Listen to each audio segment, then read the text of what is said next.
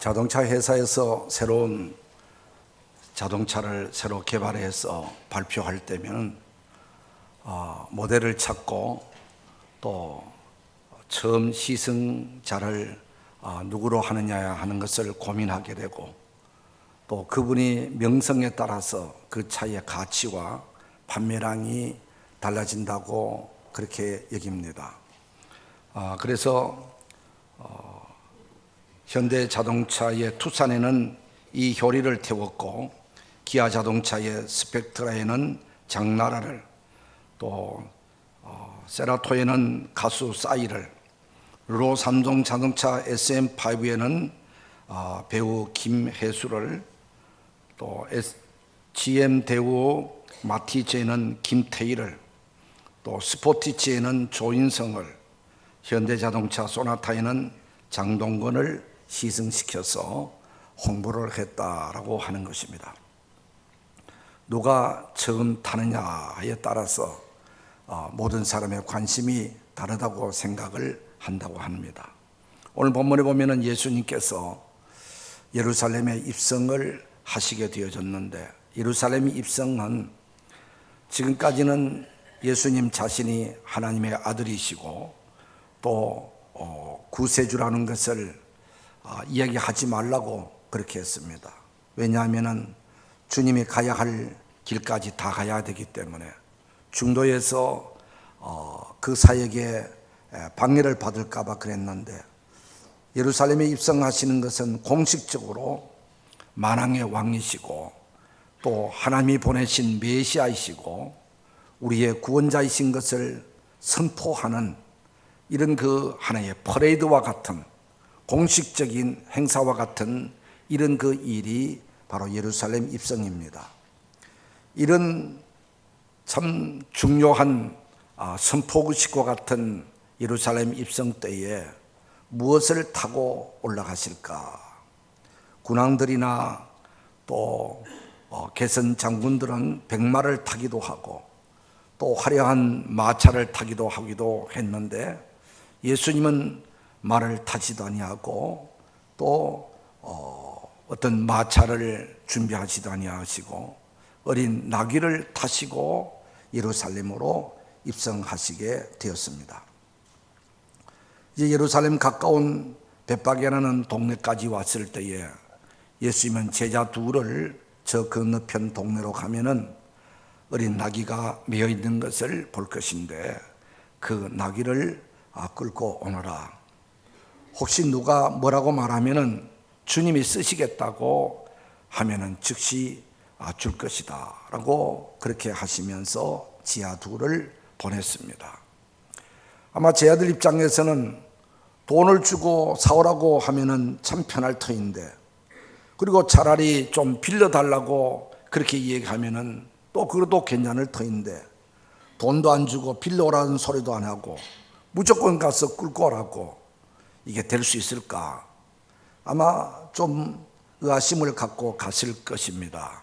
그래도 주님께서 가라고 하니까 가서 보니 나귀가 메어 있고, 그래서 그 나귀를 꼬피를 풀려고 했더니 주인이 나서서 그 왜 꼬피를 푸느냐고, 뭐 달라고 그렇게 꼬피를 푸느냐고 물었겠지요. 그랬을 때에 우리 주님, 예수님이 이 나귀를 쓰시겠다고 합니다 라고 이야기했더니, 이 나귀 주인은 아무 말도 하지 아니하고 선뜻 그 나귀를 내어 주었다라고 했습니다.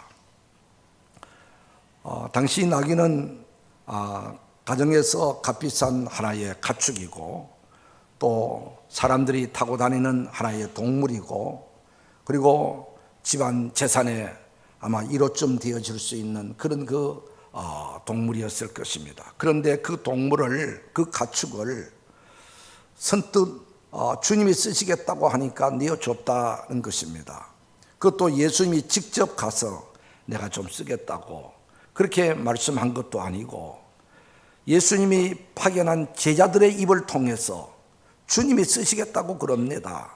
그 말 한마디 듣고 아무런 이의를 제기하지 아니하고 어떤 불평 원망을 제기하지 아니하고 선뜻 나귀를 내어준 이 나귀 주인, 아마 이분은 평소에 예수님의 말씀을 들었을 것이고 예수님이 행하신 능력과 기적을 경험했을 것일지도 모르겠고, 또 예수님이 이제 예언자들을 통해서 오신다고 하는 메시아이신 줄로 아마 받아들이고 믿었는지도 모르겠습니다. 어떻든 주님을 믿었으니까, 주님 말씀하시니까, 주님이 쓰시겠다고 하니까 선뜻 내어준 것을 보면은 어떻든 주님에 대한 믿음이 컸을 것이다 라고 생각을 해봅니다. 그렇다 하더라도 그저 평소에 주님이 위대하신 분이다, 아마 그분이 메시아인가 보다 그렇게 믿는 것하고 직접적으로 내 재산을 달라는 것, 내 집안에 가치 있는 나귀를 공짜로 그냥 가지겠다고 하는 것은 좀 다른 것입니다. 얼마든지 왜 내보고 달라는 것인지, 아직 이 나귀는 한 번도 사람을 태보지 않던 어린 것인데 이 어린 것이 어떻게 뭘 어디다 쓴다고 하는 것인지, 저 앞집에 있는 나귀는 힘도 좋고 그 집에는 여러 마리도 있을 터인데 이런저런 핑계를 댈 수가 있고 또 이 일을 댈 수 있음에도 불구하고 전적인 그런 말을 한마디 하지 않고 주님이 쓰시겠답니다. 예, 가져가십시오. 아마 이분은 주님께 대한 믿음이 컸고 헌신이 컸고 또 청지기 의식을 가졌을 것이다. 모든 것이 하나님께로 왔기 때문에 하나님의 것이다. 하나님이 쓰신다고 하면은 내가 이의가 있을 수 있겠는가? 많은 사람들 가운데서 내 것을 쓰시겠다니 그저 감사하지 라는 이런 그 마음으로, 기쁜 마음으로 주님께 이 나귀를 드렸지 않는가 하는 생각을 가져봅니다. 우리가 성경에 나오는 이야기니까 그러니 하지만은 이 사건을 우리의 현실로 좀 도입해 보십시다. 우리가 주님을 사랑한다고, 주님을 믿습니다라고 그러는데 어느 날 우리 주님께서 네 가지고 있는 자동차 내가 좀 쓰겠다, 네가 가지고 있는 재능, 물질, 네가 가지고 있는 어떤 재산 그 일부를 내가 좀 필요하다라고 그렇게 했었을 때에 우리가 선뜻 이 나귀 주인처럼 내어드릴 수가 있을까? 아마 대부분의 사람들은 이런 핑계 저런 핑계 대면서 이거 아직도 내가 그럴 형편이 못 됩니다, 다음에 한번 하시지요, 뭐 이렇게 하실 분도 한데 선뜻 아멘 그렇게 하십시오 라고 내어드릴 수 있다는 것은 이거는 보통 믿음이 아니다라는 것입니다. 바로 이 나귀 주인의 이 믿음이 바로 이런 믿음이었다라고 하는 것입니다. 이렇게 해서 나귀를 끌고 예수님께로 왔더니 어떤 사람들은 자기의 겉옷을 벗어가지고 나귀 등에 얹고, 또 어쩌면은 예수님이 나귀를 타시는 데 미끄러지지 아니하도록 아마 안장같이 만들었는지도 모르겠습니다. 어떻든 자기들의 겉옷을 벗어다가 나귀 등에 얹고서는 예수님이 타시도록 했다. 예수님께서 예루살렘에 입성하실 때 조금 더 불편하지 아니하도록 배려하고 협력하고 도와드렸다는 것입니다. 그리고는 또 어떤 사람들은 나귀를 타고 예루살렘으로 가는 그 나귀 앞에다가 자기의 겉옷을 벗어서 깔아드렸다. 그래서 나귀는 흙을 밟지 않고 사람들의 옷을 밟으면서 예루살렘으로 올라가시게 했다라고 하는 것입니다. 이것은 예수님에 대한 최고의 경의와 존경의 표시가 되어지고 예수님을 열렬히 환영하는 어떤 그런 마음의 표현이었을 것입니다. 외국의 정상들이 한국에 오게 되면 공항에서 붉은 카펫을 깔고 거리를 걸어서 오게 하듯이 이것은 바로 당신을 인정합니다, 당신을 존경합니다, 당신이 오신 것을 환영합니다 라는 어떤 그런 그 의미가 담겨 있는 것이처럼 많은 사람들은 자기의 겉옷을 벗어다가 그 나귀 앞에 깔아드렸다. 예수님을 최고로 존중한다고 하는 것입니다. 그리고 어떤 분들은 바로 또 호산나 다윗의 자손이여 소리를 지르면서 종려나무 가지를 흔들었다라고 했습니다. 이렇게 많은 군중들이 주님을 환호했습니다. 그리고 이 겉옷이라는 것은 자기의 신분을 말하고 자기의 어떤 체면을 말하고 자기 위치를 말하기도 하는 겁니다. 군복을 입으면 군인이고 흰 가운을 입으면 의사인 것처럼 좋은 금빛 나는 옷을 입고 있으면 그분이 부자인 것처럼 우리가 그 겉옷이라는 것은 자기 체면이고 자기 신분인데 바로 예수님 앞에서 자기의 체면도 신분도 다 내려놓고 예수님을 환영하며 예수님 예루살렘 입성으로 오시는 것을 기뻐했다라고 하는 것입니다.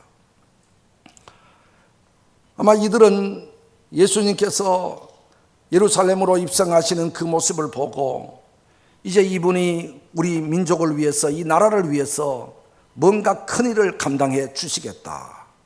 지금 로마의 속국이 되어 있는 우리나라를 로마로부터 해방시켜 줄 민족의 지도자로 이제 활동하신 가보다라고 아마 정치적인 지도자로 기대를 했을 것 같습니다. 그러나 예수님은 이 땅에 정치적인 메시아로 오신 것이 아니라 영적 메시아로 평강의 왕으로 그리고 의의 왕으로 그리고 우리의 영혼을 구원하는 구원주로 이 땅에 오신 것입니다.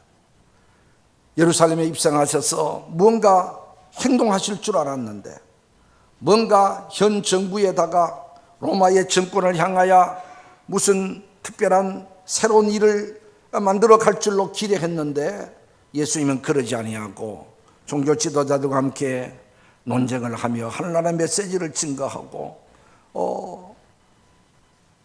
인류의 구원자로서의 역할을 감당하게 되어질 때에 군중들은 예수님에 대해서 실망을 하게 됩니다. 그들이 바라는 대로 예수님이 움직여주지 않게 되어집니다. 그러니까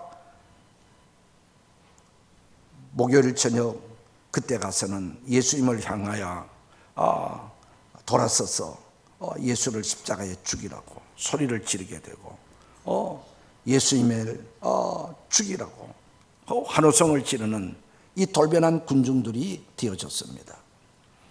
예수님은 이 땅에 어떤 정치적인 지도자로 이 땅에 오신 것이 아니라 우리의 영혼을 구원하기 위해서 사탄에게 속박되어진 우리를 사탄으로부터 자유함을 얻게 해서 영원한 하나님 나라에 이룰 수 있도록 하기 위해서 우리를 구원하기 위해서 지옥 갈 자들을 천국 가도록 하기 위해서 죄 때문에 멸망당하고 죄의 값을 받아야 되는 우리들에게 예수님이 대신 죄값을 치러줌으로 죄 용서함을 받아 의인된 모습으로 하늘나라 천국 갈 수 있도록 하기 위해서 주님은 이 땅에 오셨는데 당시 유대 사람들은 주님의 참모습 주님이 이 땅에 오신 그 목적을 이해하지 못하고 받아들이지를 못했던 것입니다. 그래서 많은 사람이 예수를 십자가에 죽이라고 소리를 쳤고 그때의 당시 종교 재판과 같은 이런 그 재판에서 예수님을 신성모독죄로 덮어씌워서 자기가 하나님의 아들이라고 한다고 해서 나를 믿으면 영원한 생명을 얻고 나를 믿지 않으면 멸망을 받는다고 해서 나를 본 자는 하나님을 보았다고 해서 나는 아브라함보다도 먼저 있는 자라고 해서 자기가 하나님이라고 하나님의 아들이라고 했다고 해서 하나님을 향한 신성모독으로 덮어씌워서 예수님을 결국 십자가의 길로 가게 하고 금요일 예수님을 십자가에 못 박아 죽이게 되어지는 것입니다.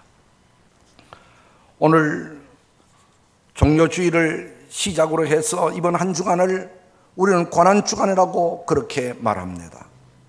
이제 주님께서 순전히 우리를 대신해서 우리의 죄 사함을 받도록 하기 위해서 우리를 천국으로 인도하기 위해서 우리에게 영원한 생명을 주시기 위해서 우리가 받아야 할 고통을 예수님이 대신 받으신 것입니다.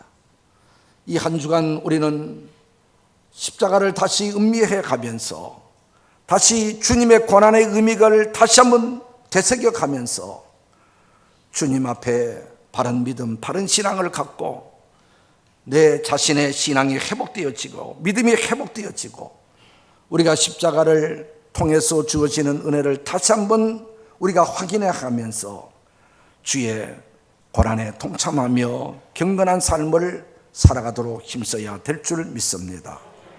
그래서 저희 교회에서는 이제 새벽과 저녁으로 우리가 특별 기도회를 가지면서 우리가 말씀과 기도로 우리 자신들을 다시 한번 돌아보고 믿음을 회복시켜가는 한 주간으로 삼으려고 그럽니다.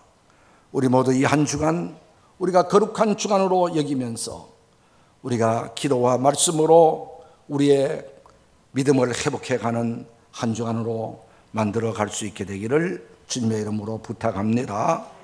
이제 찬송가 144장 찬양 부르면서 성찬으로 나가겠습니다.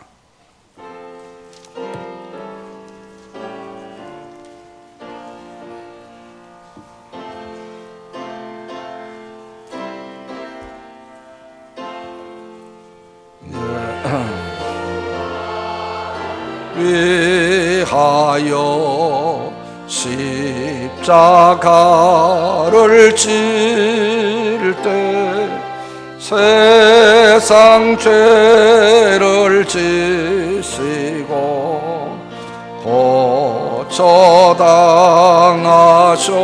고초당하셨네. 손님 예수 나의 죄 위하여 보배 피를 흘리니 죄인 받으소서. 십자가를 지심은 무슨 죄가 있나. 저 무지한 사람들 메시아 죽였네. 예수님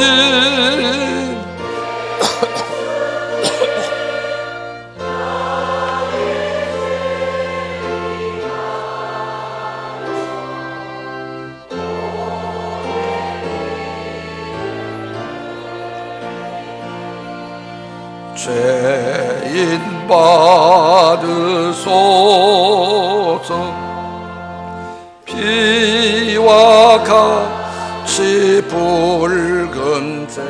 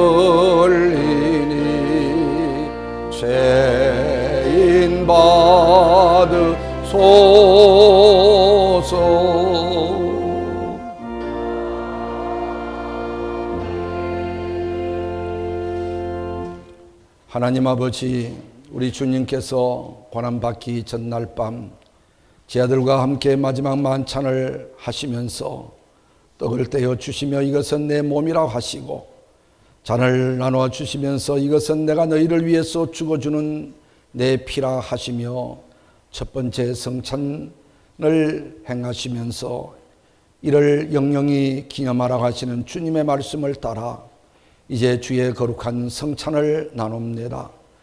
우리 하나님께서 성령으로 이곳에 임재하여 주시어 성찬에 참여하는 분들 신령한 은혜를 힘입게 하시고 주님과 연합되어지는 은혜를 힘입게 하시옵소서. 예수님의 이름으로 기도드리옵나이다. 아멘.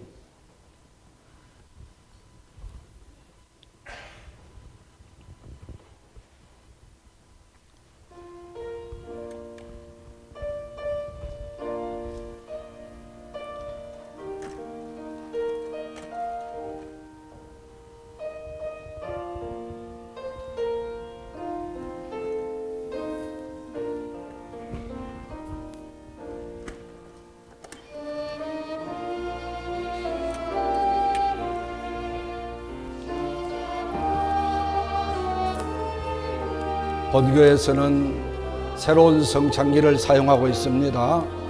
성찬을 받으시고 양손에 잡으시고 다음 순서를 기다려 주시기를 바랍니다.